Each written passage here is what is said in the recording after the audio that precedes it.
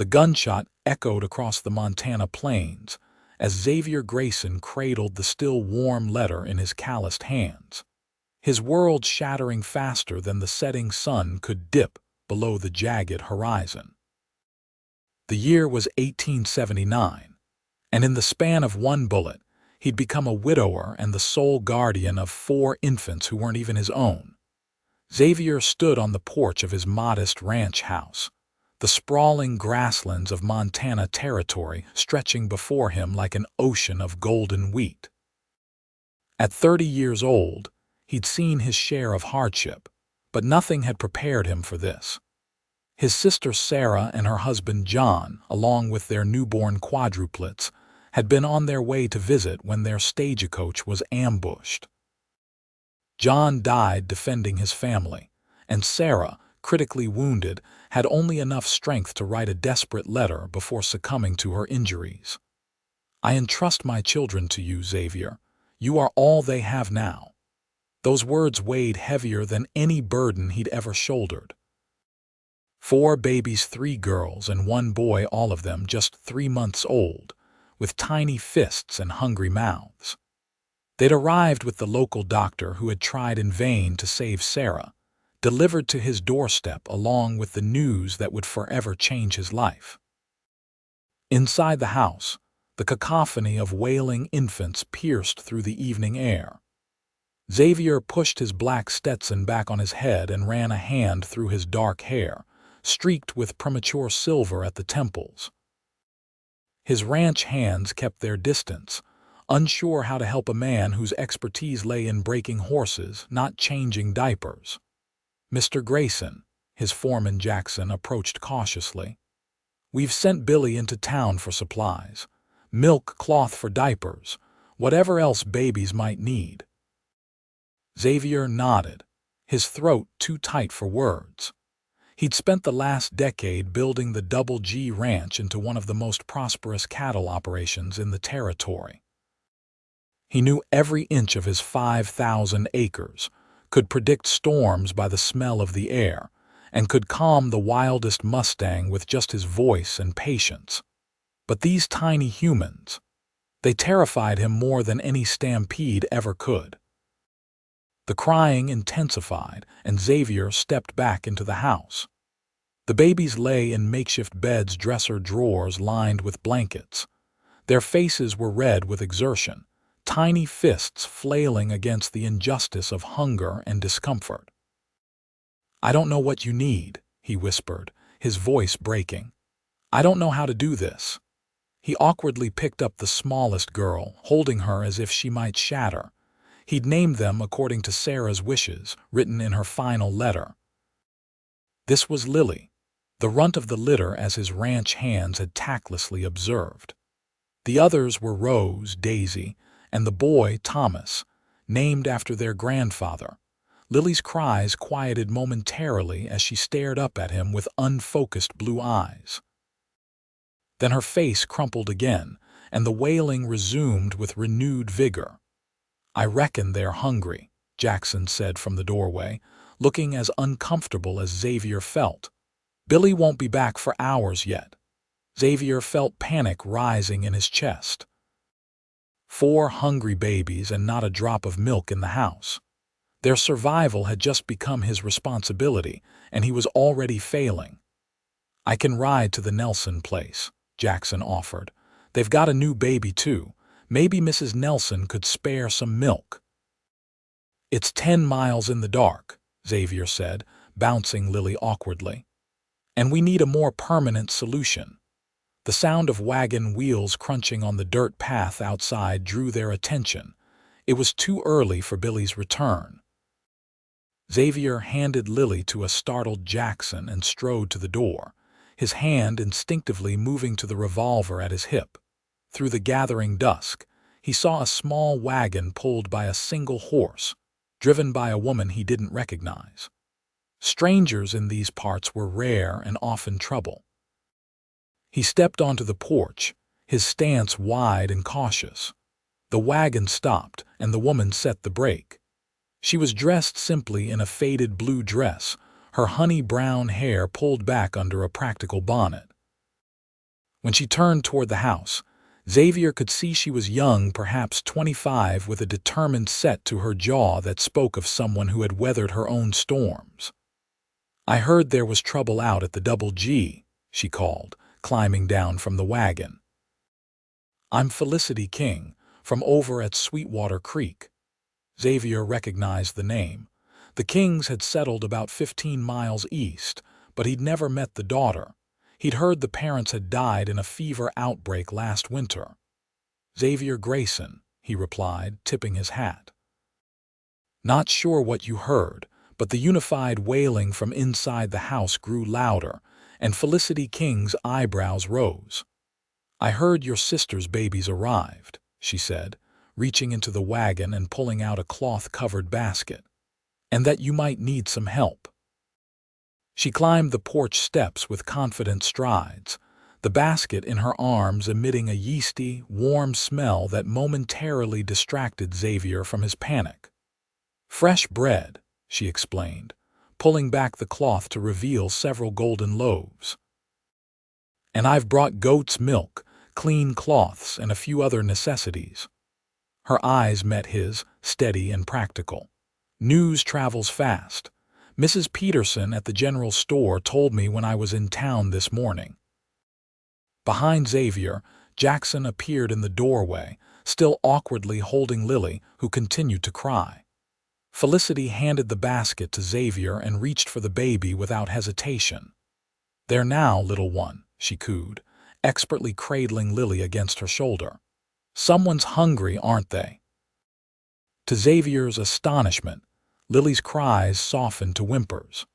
Felicity King walked past him into the house as if she belonged there, surveying the makeshift nursery with a critical eye.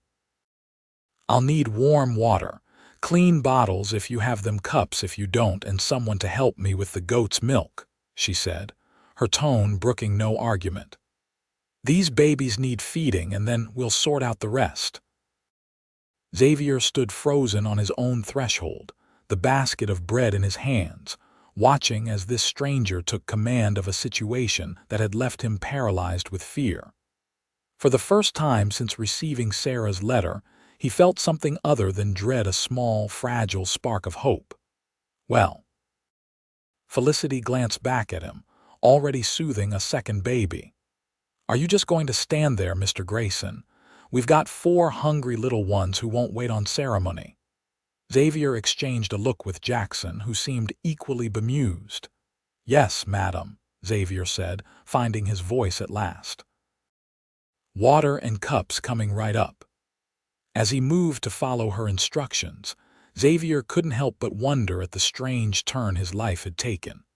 4 orphan babies, a ranch to run, and now a forthright woman with bread and practical knowledge walking into his home as if sent by Providence itself. He didn't know what tomorrow would bring, but for tonight, at least, the babies would be fed. And that, he decided, was enough to be getting on with. The next few hours passed in a blur of activity. Felicity directed operations with the efficiency of a cavalry officer, showing Xavier and Jackson how to prepare the goat's milk, diluting it slightly and warming it to the right temperature. She fashioned feeding bottles from what supplies they had, using clean rags over the mouths of small cups to slow the flow for the babies' tiny mouths.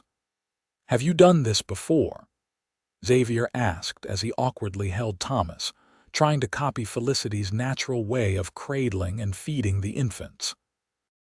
"I helped raise my younger siblings after my mother died," she replied, not looking up from where she was changing Daisy's soiled clothing. "And I've assisted at births around these parts. Babies aren't so complicated, Mr. Grayson. They need food, warmth, clean bottoms, and love. The rest sorts itself out.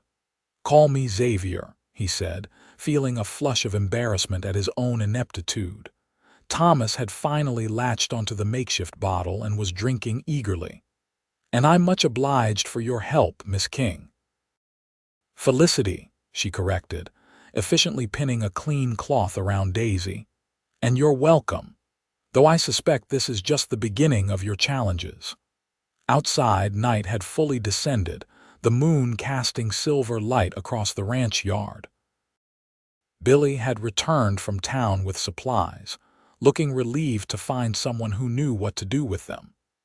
"You can't possibly manage 4 babies and a ranch by yourself," Felicity observed as they settled the now fed and changed infants back into their makeshift beds.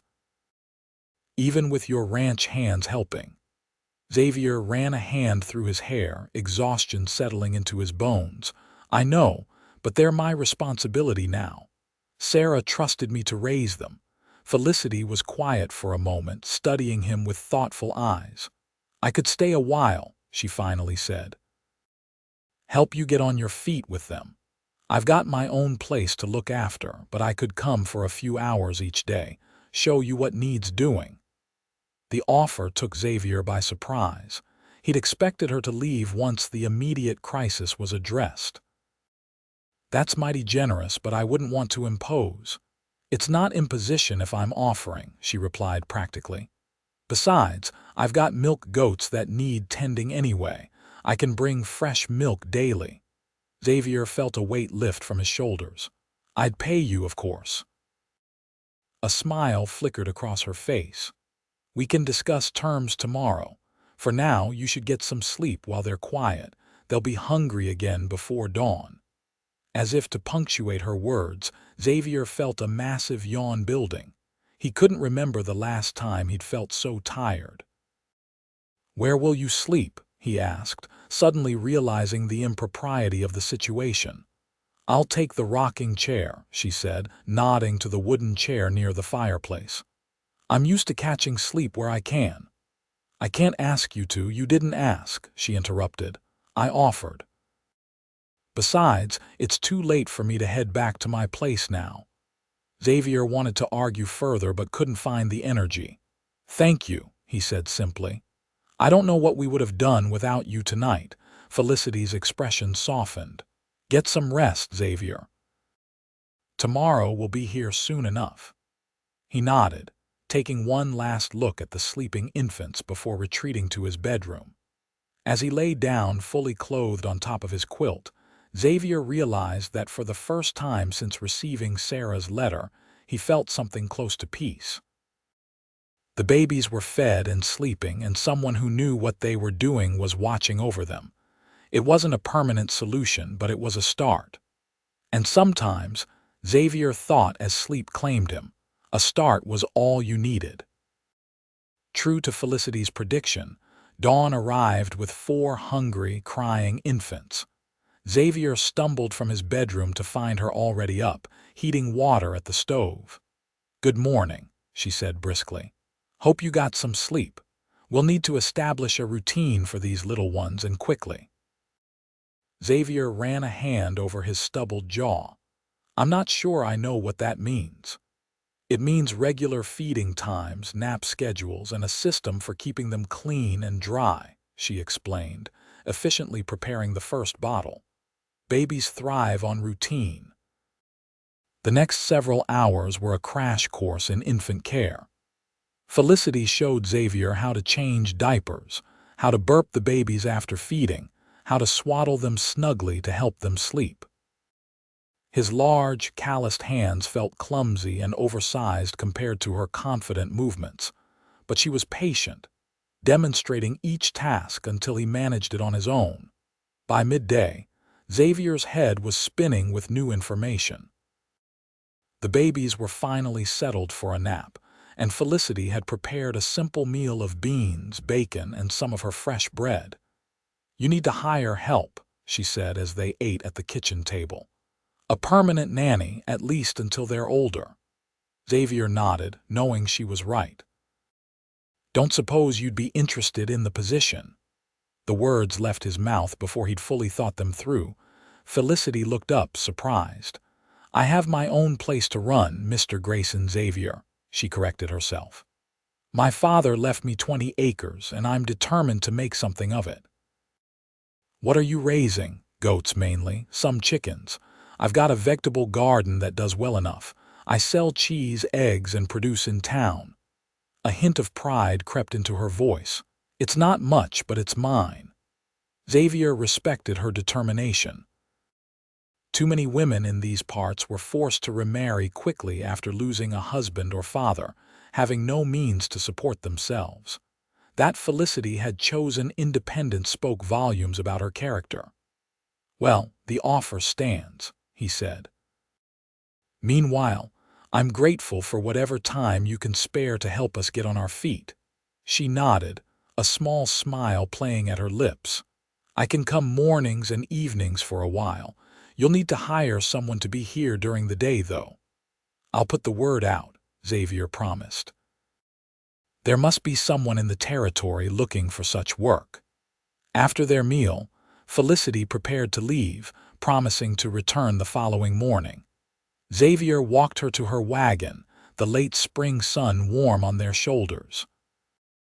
"I've left detailed instructions," she said, handing him several pages of neat handwriting. "Feeding amounts, how to check if they're getting enough, what to do if they seem colicky." Xavier took the papers, momentarily overwhelmed by their contents. "This is mighty thorough." "Babies don't come with instructions, Mr. Grayson," she said with a hint of amusement. "Someone has to write them."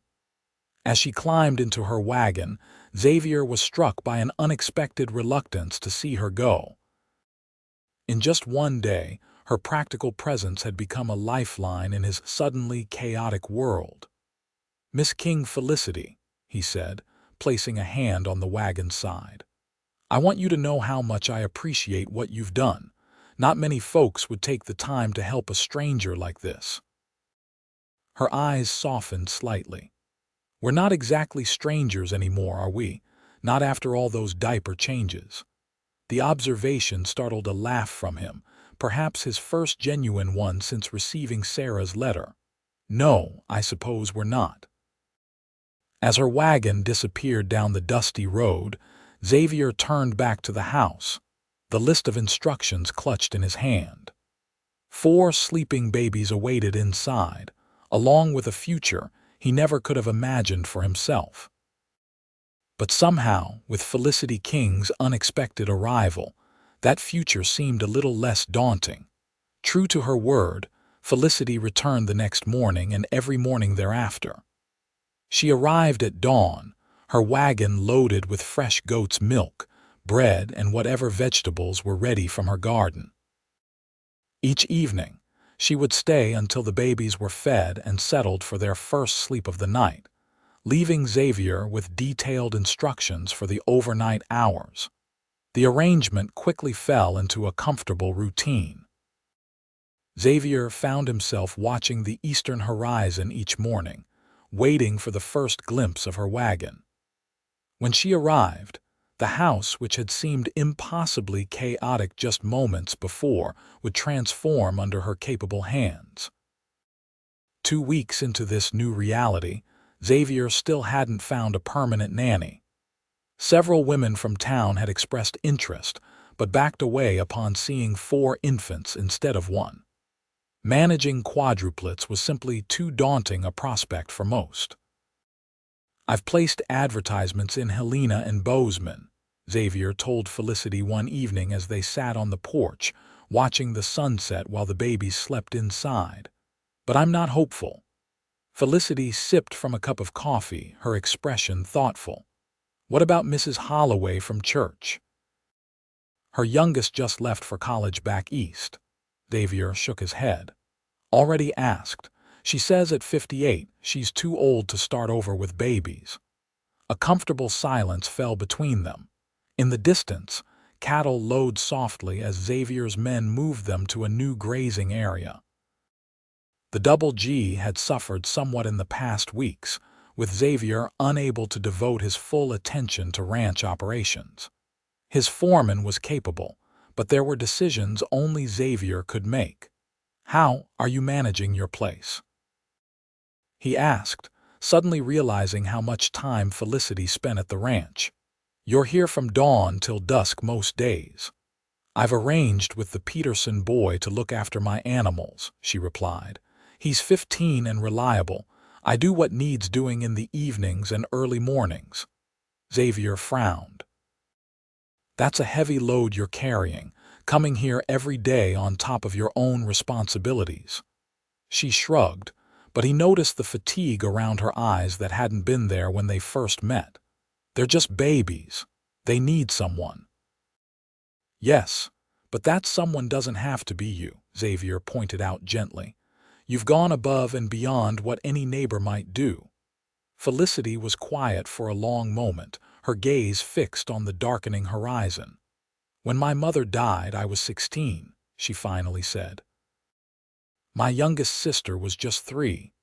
There was no one to help us. My father did his best, but he was lost without my mother. I remember wishing someone would appear with bread and hope just for one day. She glanced at him. No one did. The simple admission hung in the evening air between them.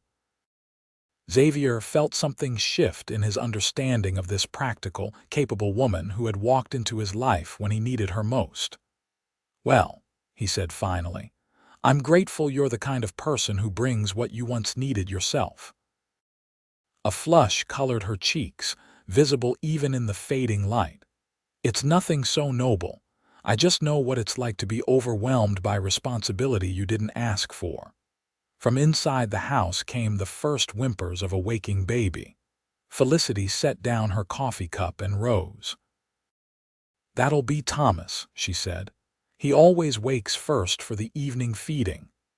Xavier stood as well, automatically moving to follow her inside. I can take him, he offered. You've done enough today. Felicity paused, studying him with surprise. You've gotten quite good at this, you know. 2 weeks ago, you looked terrified to hold them. I had a good teacher, he replied simply. Their eyes met, and something unspoken passed between them, an acknowledgement of the strange intimacy that had developed in the crucible of caring for 4 helpless infants together. Then Thomas's cries grew more insistent, breaking the moment. We'd better get to him before he wakes the girls, Felicity said, turning toward the door. Xavier followed, aware that something had changed between them, though he couldn't have said exactly what. All he knew was that Felicity King had become far more to him than just a neighbor lending a hand. The thought both comforted and unsettled him as they moved together to tend to the babies who had, improbably, brought them into each other's lives. As May turned to June, the Montana countryside exploded into vibrant green, wildflowers dotting the prairies in splashes of purple, yellow, and blue. The babies grew too, their personalities emerging more distinctly each day. Thomas was serious and observant, watching everything with solemn blue eyes. Rose was the most demanding, her lusty cries commanding immediate attention. Daisy was easygoing, content to gurgle happily in her makeshift crib. And little Lily, the smallest, was quietly determined, fighting for every ounce of growth. Xavier found himself growing more confident in his caretaking abilities. He could now change diapers with reasonable efficiency, prepare bottles without supervision, and even tell by the sound of their cries what each baby needed. The ranch hands had gradually overcome their initial awkwardness around the infants, and now frequently stopped by the house to pull faces at the babies, or offer a finger for tiny hands to grasp. The search for a permanent nanny continued without success. Xavier had interviewed several women from as far away as Billings, but none seemed suitable for the unique challenge of quadruplets. Each rejection increased his reliance on Felicity, a fact that left him both grateful and uneasy.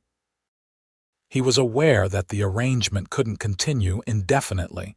She had her own life to lead, her own dreams to pursue.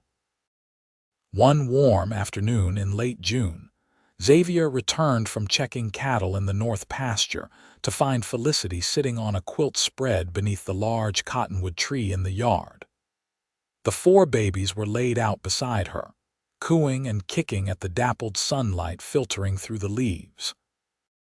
Fresh air is good for them, she explained as he dismounted and approached.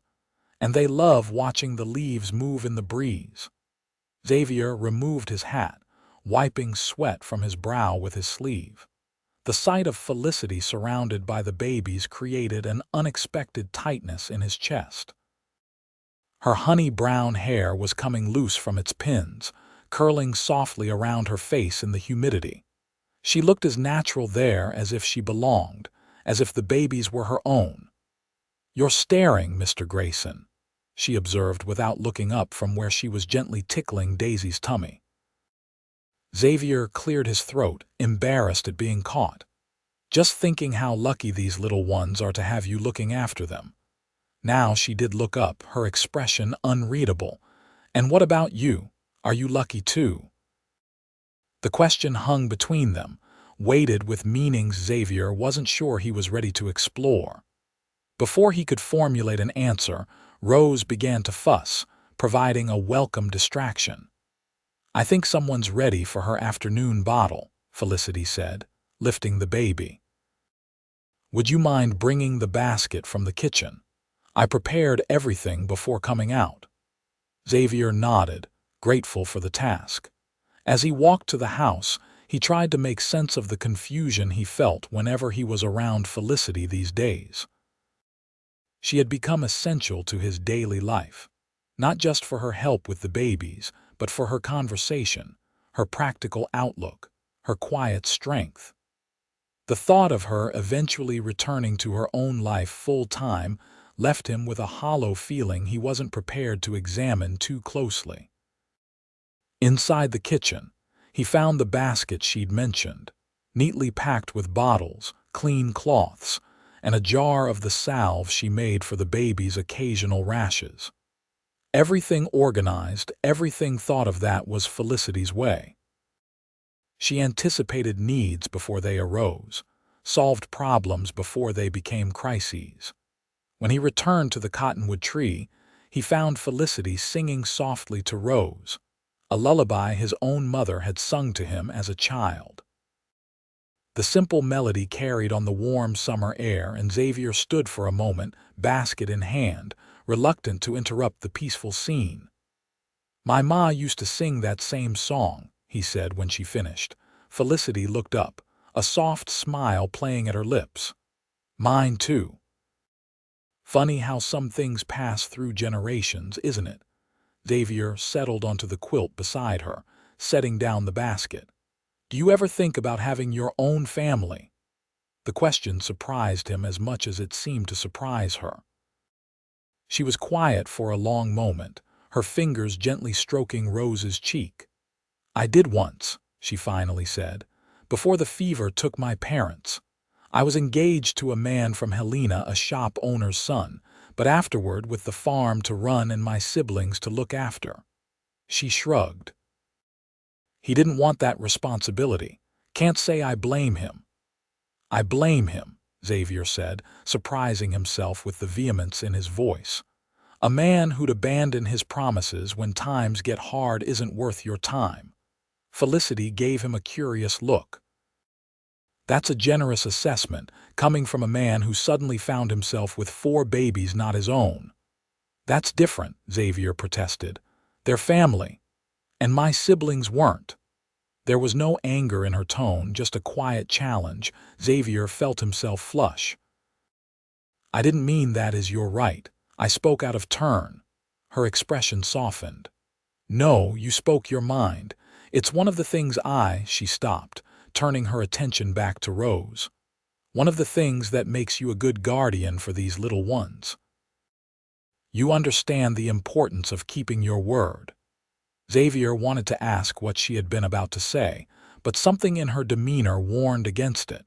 Instead, he reached for Thomas, who was beginning to squirm restlessly on the quilt. "I had a letter from Mrs. Whitmore in Boseman this morning," he said, changing the subject. "She's interested in the nanny position." Felicity's hand stilled briefly. "Oh, what's she like?" "Widow, 53, raised 6 children of her own, comes highly recommended by the pastor of her church." "She sounds perfect," Felicity said, her voice carefully neutral. When will she arrive? That's just it, Xavier said, shifting Thomas to his shoulder. She wants me to bring the babies to Boseman to meet them before she commits. Says she needs to see what she's getting into. Felicity nodded slowly. That's sensible of her. It's a 3-day journey each way, Xavier continued. I'd need someone to help with the babies on the trip. Their eyes met over Rose's head, and Xavier saw understanding dawn in Felicity's gaze. You want me to come with you to Boseman, she stated. If you're willing, he confirmed. I can't manage them alone on such a journey, and there's no one else I'd trust with them. Felicity was quiet, her gaze dropping to Rose's drowsy face. When would we leave? End of next week, if that works for your schedule. We'd be gone about 10 days, allowing for travel time and a few days in Boseman. She nodded slowly. I'll need to make arrangements for my place. The Peterson boy can handle the animals, but I'll need someone to check my gardens and harvest what's ready. I'll pay you well for your time, Xavier assured her, and cover any expenses you incur in making arrangements. Felicity's gaze lifted to his, a flicker of something hurt, crossing her features before she masked it. That won't be necessary. I'm helping because I want to, not for payment. Xavier felt he'd somehow misspoken but wasn't sure how. I just don't want you to suffer any hardship because of us. I've told you before, Xavier, it's not a hardship. She rose in a single fluid movement, Rose cradled against her chest. I should get these little ones inside. The sun's getting strong. Xavier watched as she efficiently gathered Daisy as well, leaving him to bring Thomas and Lily. As they walked back to the house together, he couldn't shake the feeling that something important had just transpired, something he hadn't fully grasped. But with 4 babies and a ranch to manage, there was never enough time to untangle the complex emotions that seemed to swirl around his relationship with Felicity King. All he knew for certain was that the prospect of 10 days traveling with her brought both anticipation and a nervous energy he hadn't felt since his courting days, long before responsibilities and tragedy had reshaped his life. What that meant, he wasn't ready to examine too closely. For now, it was enough to know she would be by his side as they journeyed to Boseman, the future of their unusual household hanging in the balance. The preparations for the journey to Boseman consumed the next week. Xavier had a wagon modified with special compartments to hold the babies safely, complete with padding and canvas covers to protect them from sun and dust. Felicity sewed travel clothes for the infants, practical garments that could be easily changed on the road. They plotted their route carefully, identifying places to stop each night where the babies could be properly tended. As the departure date approached, Xavier found himself increasingly aware of what would happen if Mrs. Whitmore accepted the position. Felicity would no longer need to come to the ranch daily. Their time together would naturally diminish. The thought left him more disturbed than he cared to admit. The evening before they were to leave, Xavier sat at his desk after the babies were asleep, attempting to review cattle tallies but finding his mind wandering. A soft knock at the study door drew his attention. "Come in," he called, expecting one of the ranch hands with a last-minute question about operations during his absence. Instead, Felicity entered, carrying a steaming cup of coffee. "I thought you might need this," she said, setting it before him. "You've been staring at those same papers for an hour." Xavier smiled ruefully. "That obvious, am I?" "Only to someone who's been watching," she replied, then flushed slightly at her own words. "I mean, I noticed you seemed preoccupied." He gestured to the chair across from his desk. "Join me." After a moment's hesitation, she sat, smoothing her skirts with a practiced gesture. In the lamplight, her features were softened, the practical set of her mouth relaxed into something gentler. "Are you worried about the journey?" she asked. Xavier considered the question. "Not the journey itself." More what comes after. Mrs. Whitmore, you mean, he nodded, taking a sip of the coffee she'd brought. What if she's not right for the babies? Or what if she is and everything changes? Felicity's gaze was steady. Change is inevitable, Xavier. These little ones will grow. Your life will find a new normal. And you'll go back to your farm full-time, he said, voicing the thought that had been troubling him most. She looked down at her hands, folded neatly in her lap. Yes, that was always the arrangement. A silence fell between them, weighted with unspoken things. Outside, the night creatures of the Montana summer sang their chorus crickets, frogs from the nearby creek, the occasional hoot of an owl. I've grown accustomed to having you here, Xavier finally said, the words coming out more gruffly than he intended. Felicity's eyes lifted to his, something vulnerable flickering in their depths. I've grown accustomed to being here. It wasn't a declaration of feelings, not precisely, but something shifted between them in that moment. An acknowledgement that what had begun as neighborly assistance had evolved into something neither had anticipated.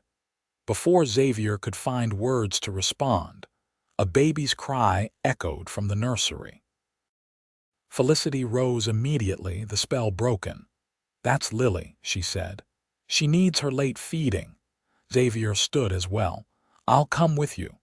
Together they walked to the nursery where Lily's cries had indeed started in earnest. Xavier lifted her carefully, marveling as always at how tiny she remained compared to her siblings. In just a few weeks, he'd grown so attached to these children that the thought of entrusting them to anyone else, even someone as qualified as Mrs. Whitmore, promised to be filled him with apprehension.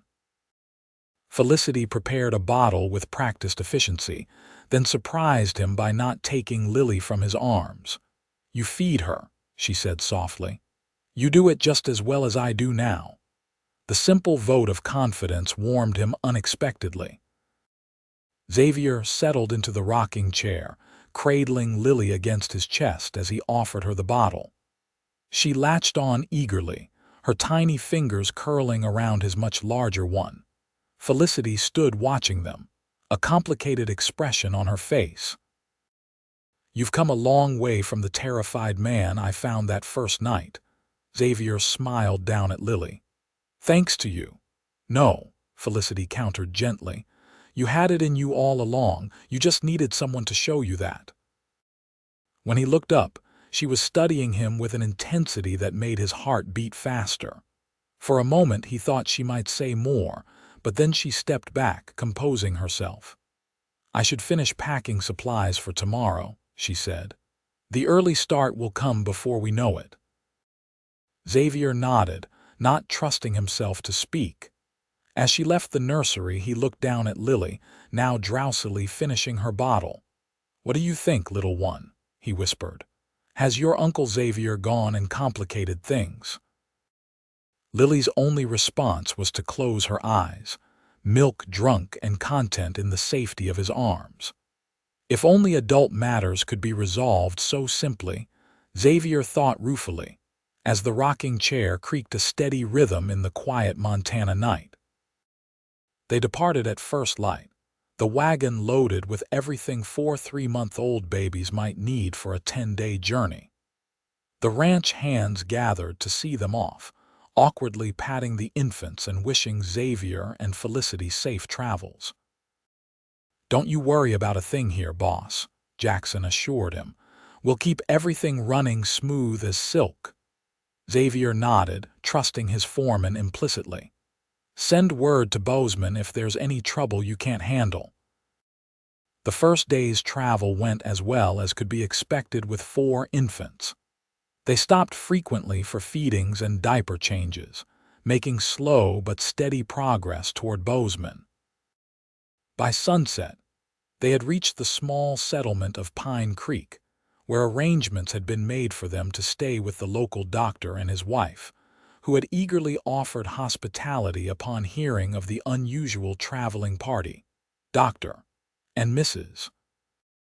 Palmer proved to be gracious hosts, providing a comfortable room for Felicity and the babies, while Xavier took a smaller adjoining chamber. After the babies were settled for their first sleep of the night, the adults gathered in the Palmers' cozy parlor. "Quadruplets are exceedingly rare, Doctor," Palmer remarked, clearly fascinated by the medical uniqueness of the situation. "Your sister must have been a remarkable woman to carry them to term." "She was," Xavier agreed, a familiar pang of grief tightening his chest. "Strong in ways I never fully appreciated until it was too late." Mrs. Palmer, a motherly woman with silver-streaked dark hair, patted his hand sympathetically. "And now you're raising them alone. It's a tremendous undertaking." "Not alone," Xavier corrected, glancing at Felicity. "Miss King has been instrumental in their care." Mrs. Palmer's gaze moved between Xavier and Felicity with interest. "How fortunate that you found each other. Are you planning to make the arrangement permanent?" The innocent question hung in the air. Xavier felt heat rise in his face, while Felicity became suddenly engrossed in straightening her skirts. "We're traveling to Boseman to meet a potential nanny," Felicity explained, her voice carefully neutral. "Mrs. Whitmore has experience with multiple children." "I see, Mrs. Palmer replied, though her tone suggested she saw more than was being explicitly stated. "Well, I'm sure whatever arrangement you decide upon will be in the best interest of the children." The conversation turned to other topics: the cattle industry in the territory, the Palmers' grown children back east, the unusually mild summer they'd been experiencing. Throughout the evening, Xavier found his attention repeatedly drawn to Felicity, noticing small details he'd somehow missed in their weeks together. The graceful way she gestured when making a point, the dimple that appeared briefly when she smiled, the intelligent spark in her eyes when discussing topics that interested her. When they retired for the night, Xavier found himself standing awkwardly in the hallway outside their rooms, reluctant to say goodnight. "Thank you again for coming on this journey," he said. "I couldn't have managed without you." Felicity smiled, the dim lamplight casting soft shadows across her features. "You underestimate yourself, Xavier Grayson. You're more capable than you know." Before he could respond, a whimper came from within her room. Thomas, by the sound of it, stirring in his sleep. "I should go to him before he wakes the others," she said. Xavier nodded. "Good night, then." "Good night." As she slipped into her room, Xavier remained in the hallway a moment longer, struck by a realization that had been building for weeks. His feelings for Felicity King had progressed far beyond gratitude or even friendship. The recognition was both exhilarating and terrifying. What right did he have to burden her with such feelings when she had already given so much? With a sigh, he entered his own room, closing the door on questions he had no answers for, at least not tonight. The journey continued over the next 2 days, the routine of travel becoming more familiar. By the time they reached Boseman late on the third afternoon, Xavier and Felicity had developed an efficient system for managing the babies on the road. They communicated with minimal words, anticipating each other's needs and the infant's requirements with a synchronicity that felt almost like a dance. Boseman itself was considerably larger than the small settlements they'd passed through, boasting proper streets, substantial buildings, and the bustle of a growing town. They had arranged accommodations at the Wilson House, a respectable hotel that had promised adjoining suites suitable for their unusual party. Mrs. Whitmore was scheduled to meet them the following morning, giving them time to rest and prepare the babies. After settling into their rooms and tending to the infant's immediate needs, Xavier found himself standing by the window of their shared sitting room, watching the activity on Boseman's main street below. "It's quite a town," Felicity observed, joining him at the window. "Growing fast." Xavier nodded. "Sarah always wanted to visit. She said it was becoming the Athens of the West, with the college and all. Felicity was quiet for a moment, her shoulder nearly touching his as they stood side by side. She would be proud of how you're caring for her children. I hope so, Xavier replied, his voice rough with emotion. Some days I worry I'm not doing enough, that they deserve better than what a bachelor rancher can provide. Those children have food, shelter, clean clothes, and most importantly, love, Felicity said firmly. That's more than many children have, even with two parents. Xavier turned to look at her, struck by the conviction in her voice. You really believe that? I do. Her eyes met his, unwavering. I've watched you with them, Xavier. You may have been terrified at first, but you've never once shirked your responsibility. You've learned what they need, adapted your life to accommodate them, put their welfare above your own convenience at every turn. That's what makes a good parent, not experience or expertise, but willingness to put the children first. Her words eased something tight in his chest, a doubt he'd been carrying since the day the babies arrived. Thank you for saying that. I only speak the truth as I see it, she replied simply. For a long moment they stood in silence, the late afternoon sun slanting through the window, turning Felicity's honey-brown hair to gold.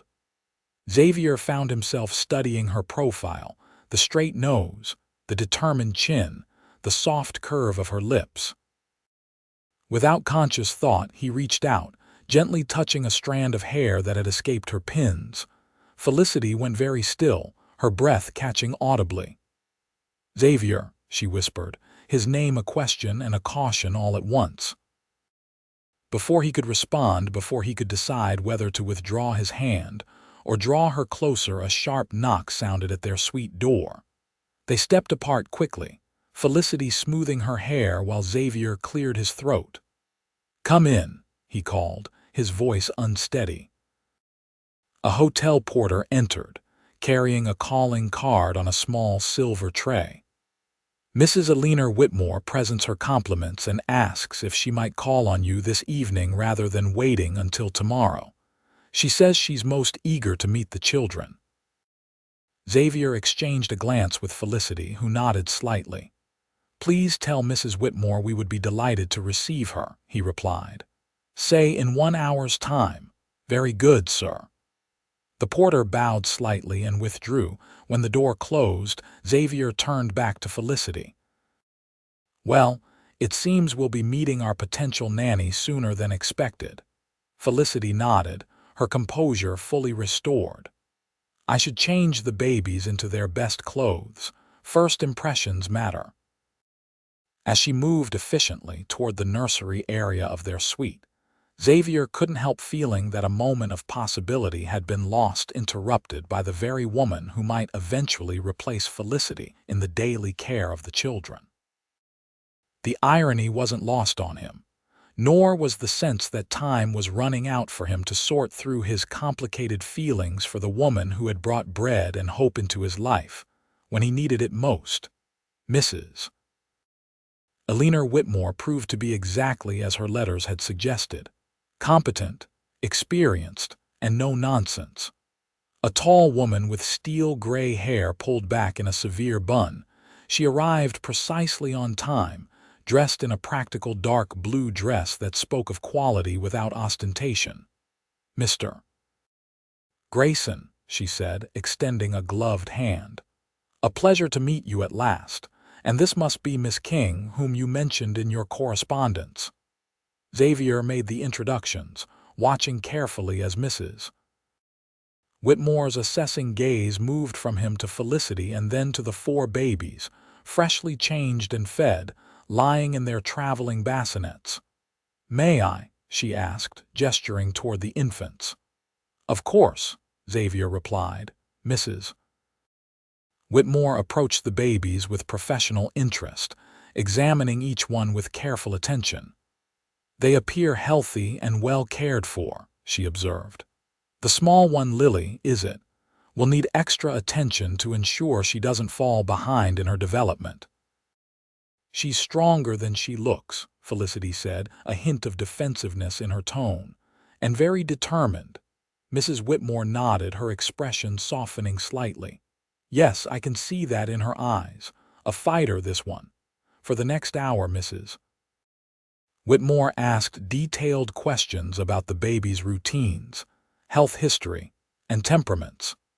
She shared stories of her own experience raising multiple children, including a set of twins, and outlined her philosophy on childcare. Her approach was practical and sensible, if somewhat stricter than what Xavier and Felicity had established. I believe in firm schedules and clear boundaries, she explained. Children thrive on knowing exactly what to expect. Xavier nodded, finding nothing to object to in her words, though he noticed Felicity's slight frown. "And your terms?" he inquired. "If we were to reach an agreement, Mrs." Whitmore named a figure that was higher than Xavier had anticipated, but not unreasonable given the unique challenges of caring for quadruplets. "I would require 1 full day off each week, suitable private accommodations, and the authority to manage the children's daily care as I see fit, within general parameters we agree upon." "Those terms seem fair," Xavier acknowledged. "When would you be available to begin?" "I could return with you to your ranch at the conclusion of your stay in Boseman," she replied. "I have no pressing commitments here." Xavier glanced at Felicity, whose face remained carefully neutral. "That's very accommodating. My foreman would appreciate having me back sooner rather than later." Mrs. Whitmore rose, smoothing her skirts. "I should leave you to your evening. The little ones will need their rest, and we've had quite enough excitement for one day. Shall we say tomorrow afternoon for further discussion? By then, I will have drafted a formal agreement for your consideration." Xavier escorted her to the door, thanking her for coming. When she had gone, he turned to find Felicity already tending to the babies, her back to him. "What did you think?" he asked, approaching cautiously. Felicity continued tucking a blanket around Rose without looking up. "She seems very competent, experienced." "But," Xavier prompted, sensing her reservation, now she did turn, her expression troubled. "She's rather rigid in her approach. These babies have already experienced trauma losing their parents so young. They need warmth and flexibility as much as they need schedules." Xavier considered her words. "You don't think she would provide that?" "I think she would care for them conscientiously," Felicity replied carefully. "Whether she would love them is another matter." The distinction struck Xavier forcefully. He had been so focused on finding someone qualified that he hadn't fully considered the emotional component of the relationship. These children had already lost their parents. They deserved a caretaker who would offer not just competent management but genuine affection. "What would you do?" he asked, watching as Felicity gently stroked Daisy's cheek. "If you were in my position." She was quiet for a long moment, her fingers continuing their gentle movement. "I would remember that we're not just hiring someone to feed and change them.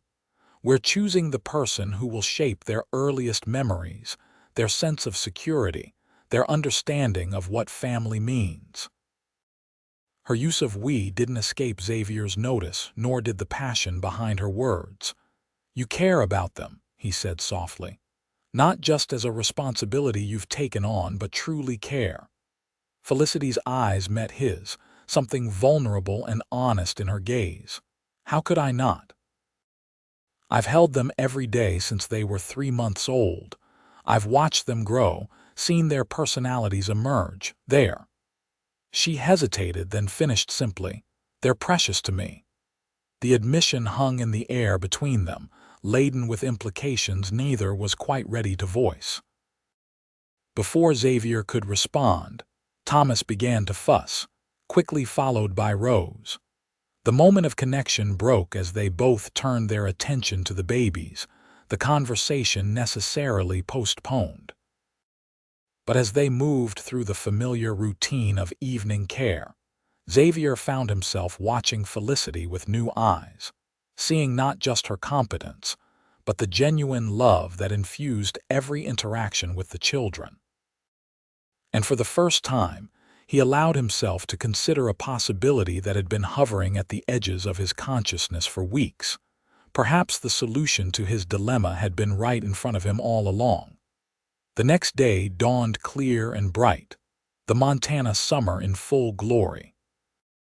Xavier woke early, his mind made up after a night of consideration. He dressed quickly and left a note for Felicity, who was still sleeping in the adjoining room with the babies, explaining that he had business in town and would return by mid-morning. His first stop was the telegraph office, where he sent a message to Jackson at the ranch, requesting specific items to be prepared for his return. Next, he visited Boseman's premier jeweler, where he spent a considerable amount of time selecting a particular item.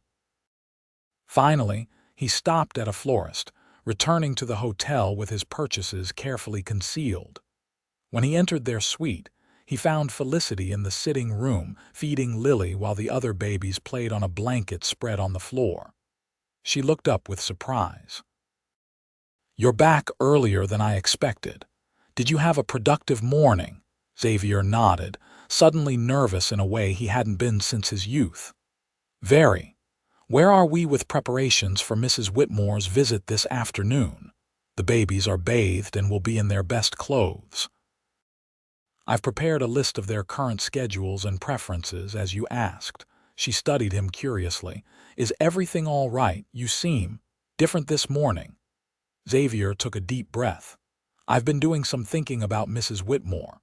"Oh," Felicity's expression became guarded. "Have you decided to accept her terms?"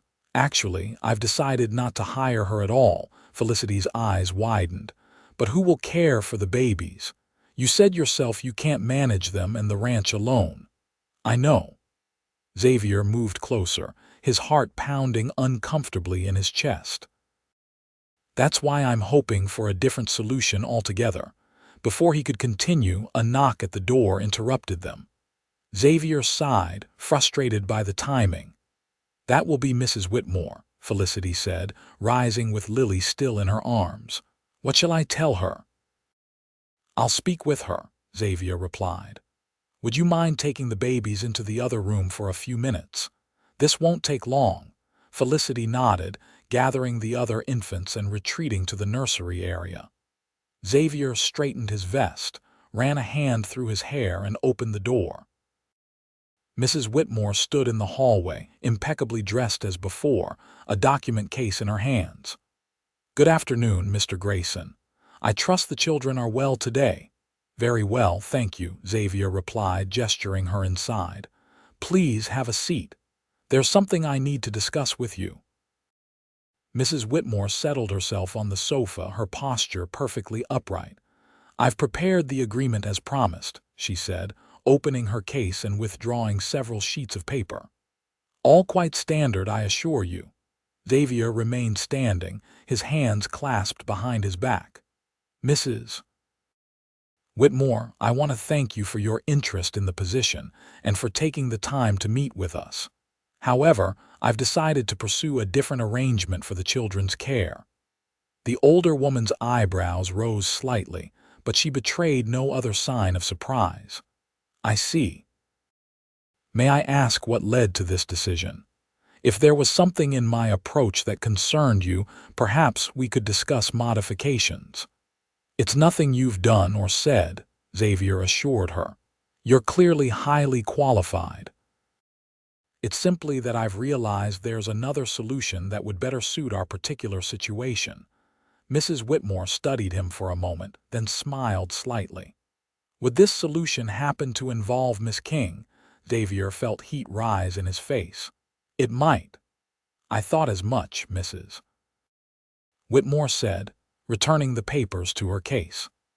"I observed how she looks at those children and how she looks at you, for that matter. Some arrangements develop naturally, Mr. Grayson, and it would be foolish to disrupt them without good reason." Xavier was taken aback by her perception. You're not disappointed, my dear man. I'm 61 years old. I've seen enough of life to recognize when I'm superfluous to a situation. She rose, closing her case with a decisive snap. Besides, I received another offer just this morning from a family with triplets in Helena. Less travel for me, which at my age is no small consideration. Relief washed over Xavier. Then we part on good terms, the best, she assured him, extending her hand. I wish you, Miss King, and those 4 little ones every happiness. After Mrs.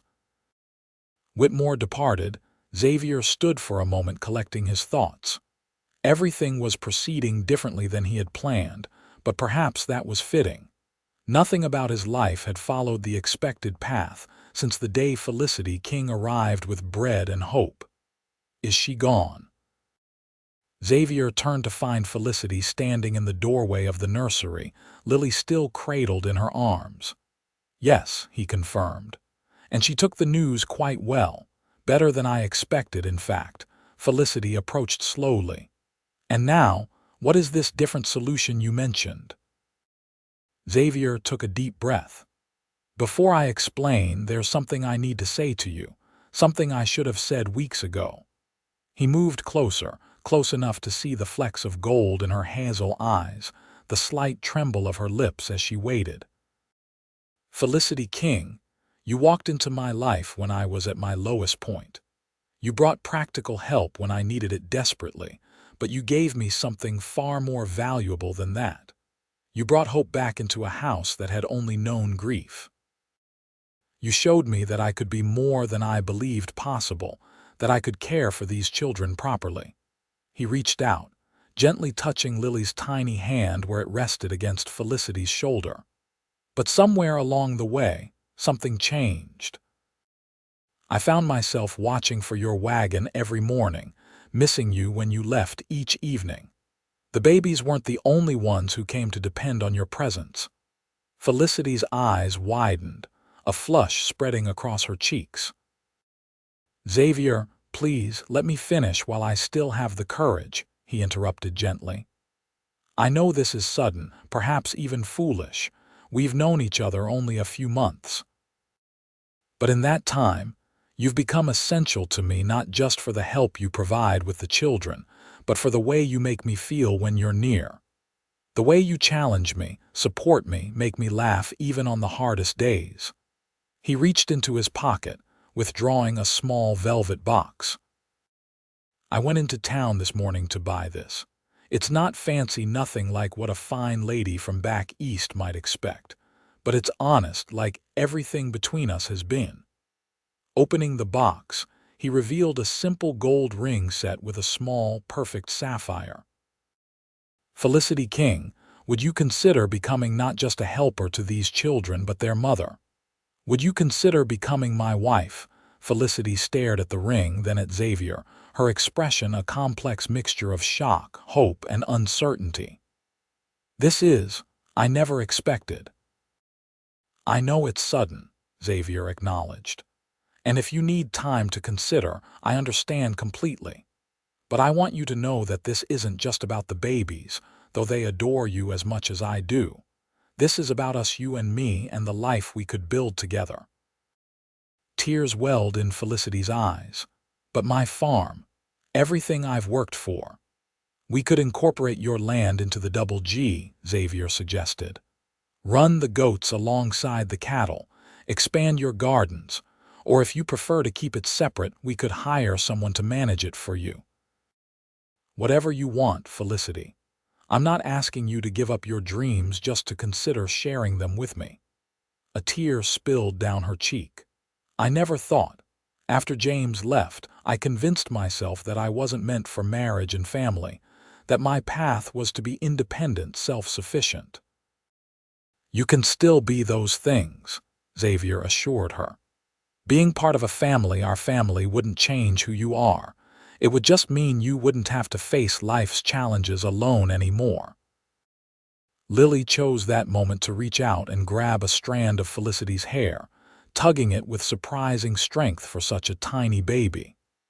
The unexpected action startled a laugh from Felicity, breaking the tension of the moment.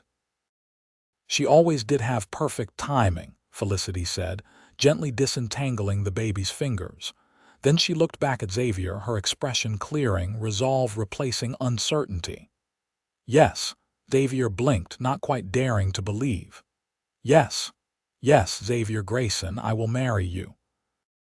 Her smile was radiant through her tears. "Not because these babies need a mother, though they do. Not because it's practical, though it is. But because somewhere between that first night with bread and hope and today, I fell in love with you." Joy surged through Xavier, more powerful than anything he'd ever experienced. He carefully took Lily from Felicity's arms, placing the baby in her bassinet nearby. Then he returned to Felicity, taking her hands in his. "May I?" he asked, holding up the ring. She nodded, extending her left hand. Xavier slipped the ring onto her finger, relieved to find it fit perfectly. "It's beautiful," she whispered, admiring how the sapphire caught the light. "Like you," Xavier replied, then immediately flushed at his own sentimentality. "I mean," Felicity laughed, the sound like music. "Don't you dare take that back, Xavier Grayson. A woman likes to be told she's beautiful, especially by the man she's agreed to marry." Their eyes met, and for a moment they simply stood there, hands clasped, the enormity of their decision settling around them. Then, with a boldness that surprised even himself, Xavier leaned forward and kissed her. It was a gentle kiss, respectful of their short acquaintance yet promising of deeper passion to come. When they separated, Felicity's eyes remained closed for a moment, a soft smile playing on her lips. "I've been wanting to do that for weeks," Xavier admitted. "So have I," Felicity confessed, opening her eyes to meet his gaze. "Though I never imagined it would happen quite like this." From the nursery area came a chorus of baby sounds, a coo from Thomas, a gurgle from Rose, a whimper from Daisy that suggested she was waking from her nap. Lily, already awake, began to fuss in her bassinet. "Duty calls," Felicity said with a smile. "Though I suppose now it's our duty officially." "It always was," Xavier replied, taking her hand as they moved toward the nursery together. "From the moment you walked in with that loaf of bread." Their life together began that very day, not waiting for ceremony or social convention.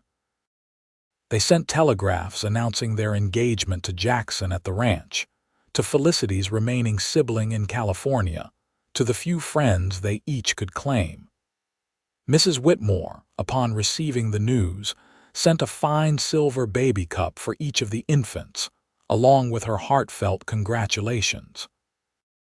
They were married 2 weeks later in Boseman's small church, with the babies present in their finest clothes, attended by Mrs. Palmer, who had traveled from Pine Creek, specifically for the occasion.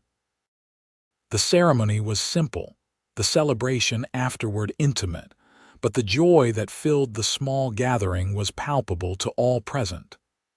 "I never thought I'd see the day," Jackson commented as he congratulated them at the small reception. Xavier Grayson, confirmed bachelor, married with 4 children, all in the span of a few months. Xavier laughed, his arm around Felicity's waist. "Life has a way of surprising you."